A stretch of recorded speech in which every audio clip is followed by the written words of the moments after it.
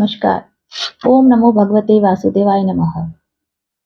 मैंने अपने last video में श्री विष्णु सहस्त्रनाम के बारे में जो बताया, उस पर बहुत से लोगों की क्वेरीज आई है कि विष्णु सहस्त्रनाम का महात्म्य आपने बताया, बट इसको करना कैसे है, शाप विमोचन क्या होता है, ये क्या है, ये हमें नहीं बताया। तो आज का ये वीडियो मैं उन लोगों को बता रही हूँ जिन लोगों को ये क्वेरी है कि इसको विधि कैसे करनी है, या जिनको भी इश्यूज हैं कि कैसे विधि करनी है, शाप क्या है, शाप विमोचन कैसे होता है। तो आज के इस वीडियो में पहले तो शाप विमोचन की विधि बताऊंगी, उसके बाद में उन लोगों को जिनकी क्वेश्चंस हैं उनके आंसर करूंगी। तो चलिए जानते हैं। नमस्कार, मैं doctor Inducharan. Welcome to my channel E Nakshatra. मेरा जो लास्ट वीडियो श्री विष्णु सहस्त्रनाम पर है, उसमें मैंने आपको बताया है कि इस स्तोत्र में, विष्णु सहस्त्रनाम स्तोत्र में बहुत ही पावरफुल एनर्जी है और इसको करने मात्र से आपके सभी कष्ट, आपकी सभी परेशानियां दूर होती हैं। तो कई लोग ये जानना चाह रहे हैं कि हम तो कई सालों से ये कर रहे हैं, हमें रिजल्ट नहीं मिले, और कई क्वेश्चन पूछ रहे हैं कि शादी के लिए कर सकते हैं क्या, संतान प्राप्ति के लिए कर सकते हैं क्या। तो इन सभी के आंसर मैं आपको करूंगी। सबसे पहले तो उनको आंसर करूंगी कि जो कई ईयर से कर रहे हैं बट फिर उनको लाभ नहीं मिला, उनको उसका रिजल्ट नहीं मिला। इसके पीछे रीजन ये है कि श्री विष्णु सहस्त्रनाम एक बहुत पावरफुल एनर्जी है और इसके कुछ स्टेप्स हैं और ये शापित है। कई वैदिक मंत्र ऐसे होते हैं जो शापित हैं। अब ये शापित क्यों है, ये एक बहुत लंबी स्टोरी है। आज सिर्फ इतना जानेंगे कि शाप विमोचन कैसे करना है। तो जब हम उसका शाप विमोचन नहीं करते हैं तो उसका कंप्लीट रिजल्ट हमें नहीं मिलता है।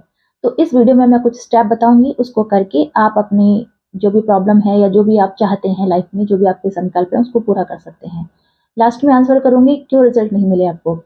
तो अब जान लेते हैं कि इसकी विधि क्या है। सबसे पहले अगर आप मॉर्निंग में करते हैं, सुबह में और शाम को भी, आप सबसे पहले अपने आप को शुद्ध करें, पवित्र करें, नहा धो के आप एक आसन बिछाएं। पीला कलर का आसन हो तो बहुत अच्छा है, अदरवाइज आप कुश का या ऊन का कोई आसन बिछाएं। आसन क्यों जरूरी है? आसन इसलिए जरूरी है कि इन मंत्रों में बहुत एनर्जी होती है।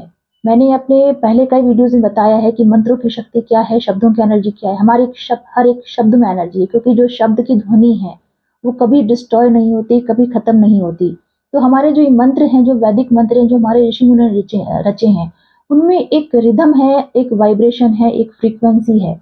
तो उनसे जो एनर्जी जनरेट होती है, मंत्रों से जो एनर्जी जनरेट होती है, जब हम अर्थ पे बैठते हैं, धरती पर बैठते हैं, सपोज आपने कुछ नहीं बिछाया, आप मंत्र उच्चारण करने बैठ गए या आप कोई पाठ करने बैठ गए, तो आपकी जो मंत्रों की जो एनर्जी है वो अर्थ से कनेक्ट हो जाती है और अर्थ में चली जाती है। आपने कई बार देखा भी होगा, जो पुराने जमाने में जो संत होते थे वो लकड़ी की खड़ाऊ यानी चप्पल लकड़ी की वो पहनते थे। लकड़ी की चप्पल पहनने से जो मंत्र की एनर्जी है वो अर्थ से कनेक्ट नहीं होती थी, अर्थ में नहीं जाती थी। इसलिए आसन बिछाना जरूरी है, आचमन आदि करके, पानी वगैरह से अपने आप को शुद्ध करके। उसके बाद से आपको सबसे पहले शाप विमोचन करना है। अब शाप विमोचन क्या है? ये जो शाप विमोचन है इसको मैं अभी आपको पढ़ के बता देती हूँ। इसका जो स्क्रीनशॉट है आप ले सकते हैं, मैं अपनी स्क्रीन पर इसको शो कर दूंगी। तो ये सबसे पहले क्या है, श्री रुद्र शाप विमोचन। उसमें क्या करना है, विनियोगे अस्य श्री विष्णु दिव्य सहस्त्र नामनः रुद्र शाप विमोचन मंत्र से महादेव ऋषि अनुष्टुप छंद है। श्री रुद्र अनुग्रह शक्तिर देवता सुरेश शरणम शर्मेति बीजम अनंतो हुतभुग भुक्तेति शक्ति सुरेश राय रीति कीलकम रुद्र शाप विमोचने विनियोग। ये आपको बोलना है।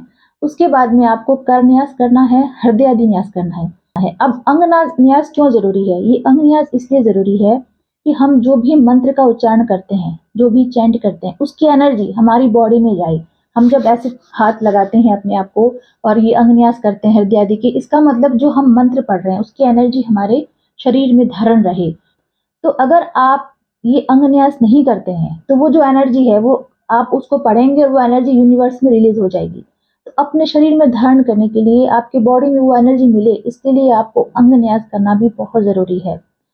आपने कभी देखा है जहां मूर्ति की प्राण प्रतिष्ठा होती है, प्राण प्रतिष्ठा करते वक्त जो आंखों में, मूर्ति की आंखों में एक पट्टी बांधी जाती है, और प्राण प्रतिष्ठा होने के बाद वो पट्टी जब खोली जाती है तो सामने एक शीशा रखा जाता है, ताकि वो जो हाई एनर्जी आंखों के थ्रू निकले तो उस कांच से टकराकर वापस लौट जाए, क्योंकि कांच जो है रिफ्लेक्ट कर देता है किसी भी एनर्जी को वापस।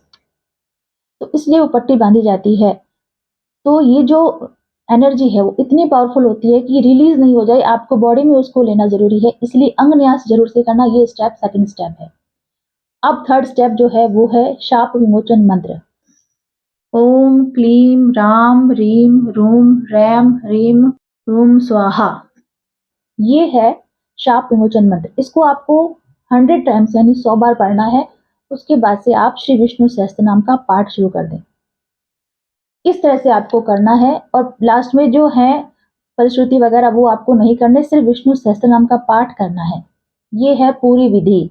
आप उसको करके देखिए विधि पूर्वक, जो भी आपका संकल्प है, जो भी आपका काम नहीं बन रहा, जो भी आपकी समस्याएं हैं। कई लोगों की क्वेरी है कि संतान प्राप्ति हो सकती है क्या, किसी की ये क्वेरी शादी हो, सब प्रॉब्लम, हर एक प्रॉब्लम का सॉल्यूशन विष्णु सहस्त्रनाम में है। आप अगर विश्वास के साथ करते हैं तो इसका रिजल्ट आपको जरूर से मिलता है। और संकल्प लेके करते हैं, विधि विधान से करना है तो विधि पूर्वक ये है। अब कुछ लोग ये कह रहे हैं हम सिर्फ सुन सकते हैं, तो आपको सुनने मात्र से भी उसका रिजल्ट मिलेगा उतना ही जितना आप पढ़ते हैं।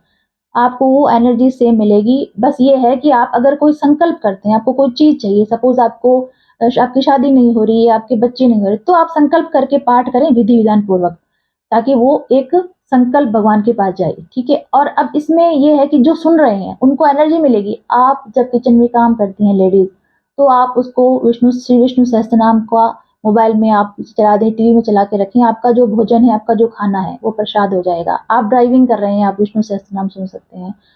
आप कुछ भी कर रहे हैं, आप कर सकते हैं, उसमें कुछ भी करने की नीड नहीं है, लेकिन जब आप पाठ करेंगे तो एक विधान से करना होता है। आपको इसका रिजल्ट कंप्लीट से मिलेगा, क्योंकि ये बहुत बड़ा है। कई लोगों ने मुझसे पूछा भी है कि ये बहुत बड़ा है, कैसे करें? तो इतना तो आपको ईश्वर के लिए करना ही पड़ेगा। अगर आप कोई चीज़ चाहते हैं, तो आपको इतना टाइम देना पड़ेगा। अदरवाइज़ आपके पास अगर टाइम नहीं है, तो आप उसको सुन सकते हैं ड्राइविंग करते समय, खाना बनाते समय, आप कुछ काम कर रहे हैं, तो उस वक़्त आप सुन सकते हैं। इसकी वाइब्रेशन, इसकी पॉज़िटिव एनर्जी इतनी है कि आपको उसका रिजल्ट ज़रूर से मिलेगा। अब जो ये कहेंगे कि हम लोग विधि से कर रहे हैं, फिर भी रिजल्ट नहीं मिल रहा, उसका रीज़न मैं आपको अब बताती हूँ। जो भी विधि से कर रहे हैं, शाप विमोचन भी कर रहे हैं, फिर भी रिजल्ट नहीं मिल रहा है, तो उसका रीज़न ये है आपके कर्म, आपके एक्शन, सबसे ज़रूरी मस्ट है। आप एक तरफ भगवान विष्णु सहस्त्रनाम का जप कर रहे हैं, दूसरी तरफ आप अगर किसी को परेशान कर रहे हैं, नॉन-वेज खा रहे हैं, किसी जीव को मार के खा रहे हैं, आपके एक्शन, आपके कर्म ऐसे हैं कि आप किसी को हर्ट कर रहे हैं। हर्ट करना फिज़िकली हर्ट करना ही नहीं होता, अगर आप किसी को मानसिक रूप से परेशान कर रहे हैं, तो भी आपको उसका रिज़ल्ट नहीं मिलेगा। आप ये देखें कि मेरे कर्म क्या हैं, मेरे एक्शंस क्या हैं, मैं दिन भर में क्या करता हूँ? क्या आप किसी को परेशान कर रहे हैं? कई बार ऐसा होता है हमें पता भी नहीं चलता और हम किसी को परेशान करते हैं। ये होता है मानसिक रूप से किसी को परेशान करना। तब भी आपके रिज़ल्ट आपको नहीं मिलेंगे। भगवान क्या कहता है? ईश्वर क्या कहता है? निर्मल मन जन सो मोहि पावा, मोहि कपट छल छिद्र ना भावा। भगवान को कपट छल छिद्र नहीं भाता। आप किसी को चीट करते हैं, आप किसी को धोखा देते हैं, आप किसी को परेशान करते हैं, आप किसी जीव को मार के खा रहे हैं, तो आप कुछ भी कर लें, कितना भी ईश्वर का नाम ले लें, आपका काम वो नहीं होगा, आपको उसके रिजल्ट नहीं मिलेंगे। प्रकृति जो है, यूनिवर्स जो है, वो न्यूट्रल है। आप जैसा बीज बोएंगे वो वैसा ही आपको रिजल्ट देगा। एक धरती पर जहाँ पर गेहूँ उगाया जाता है, वहीं पर अफ़ीम की खेती भी होती है। जो जल हमें जीवन देता है, वो जल हमें डुबा भी सकता है। जिस अग्नि से हम खाना बनाते हैं, वो अग्नि हमें जला भी सकती है। तो ये डिपेंड हम पे करता है कि हम कर्म कैसे कर रहे हैं, हमारे एक्शन क्या हैं। आप ये पाठ कर रहे हैं तो आपका मन सात्विक होना चाहिए। नॉन-वेज, किसी को सताना, किसी को पीड़ा देना, किसी से ईर्ष्या जलसी करनी, ये सब आपको छोड़नी पड़ेगी। आपके अंदर भी तो एक पॉजिटिव वाइब्स होनी चाहिए, तब तो आप उस पॉजिटिव जो आप एनर्जी गेन कर रहे हैं, उसका रिजल्ट आपको मिलेगा। आपकी इंटेंशंस, अगर आप विष्णु सहस्त्रनाम का पाठ करके आप अपने बिजनेस में जा रहे हैं, लोगों को धोखा दे रहे हैं, उनको चीट कर रहे हैं, इंटेंशनली उनको परेशान कर रहे हैं, तो उसके रिजल्ट आपको नहीं मिलेंगे। तो जो भी जिसको भी ये शिकायत है कि हम तो बहुत सालों से कर रहे हैं, हमें रिजल्ट नहीं मिला, तो आप अपने कर्म देखिए, अपने एक्शन देखिए। सेकंड, आपका विश्वास। विश्वास में बहुत ताकत है। विश्वास एक बहुत बड़ी ताकत है कि कहते हैं ना भगवान आते नहीं, भगवान आएँगे, भगवान को बुलाना पड़ता है। आपका विश्वास, आपके विश्वास में इतनी ताकत होनी चाहिए कि ईश्वर आते हैं, आपकी मदद के लिए आते हैं। सबसे बड़ी चीज़ जो है आपका विश्वास। अगर आप पाठ कर रहे हैं, आपके मन में विश्वास ही नहीं कि चलो करके देखते हैं होता कि नहीं, तो वो असर नहीं करेगा। आपके विश्वास में बहुत ताकत है।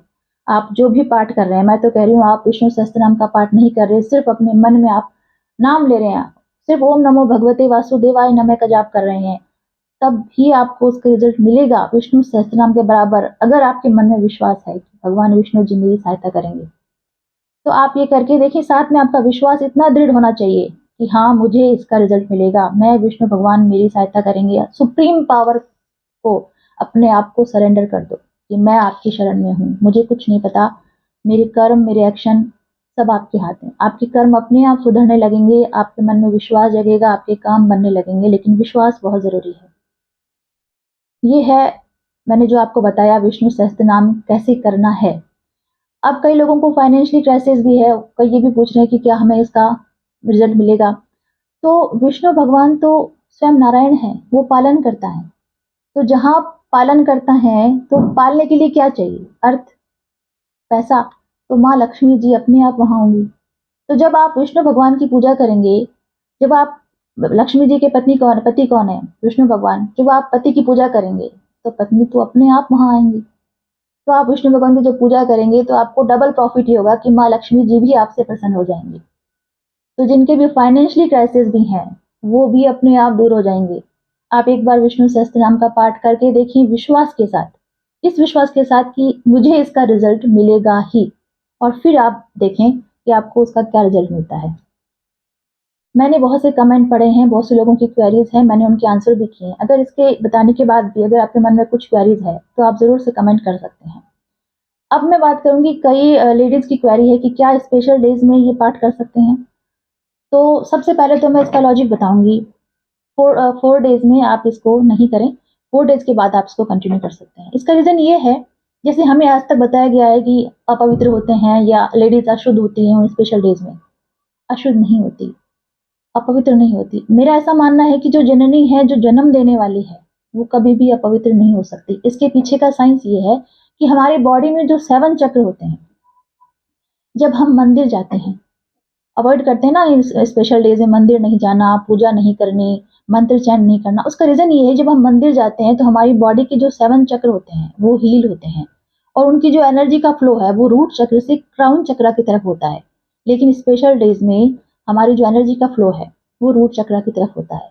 तो ये एनर्जी का फ्लो इम्बैलेंस नहीं हो, इसलिए हमें मना किया गया है आज तक कि मंदिर नहीं जाना, मंत्र चैंट नहीं करना, कोई पाठ नहीं करना, ये रीज़न है। शुद्धता, पवित्रता, ये कोई रीज़न नहीं है। आप पवित्र हैं, आप स्पेशल डेज़ में भी पवित्र हैं। जननी हैं, जन्म देने वाली हैं, वो अपवित्र नहीं हो सकती। तो जो लेडीज़ हैं, स्पेशल डेज़ में इसको अवॉइड करें 4 डेज़, उसके बाद इसको कंटिन्यू कर सकते हैं। इसके बाद मैंने आपकी सारी क्वेरीज़ का आंसर करा है, मैंने पूरा विधि भी बताई है। उसके बाद भी अगर आपकी कुछ क्वेरीज़ हैं, तो आप मुझे कमेंट बॉक्स में कमेंट कर सकते हैं। Thank you so much.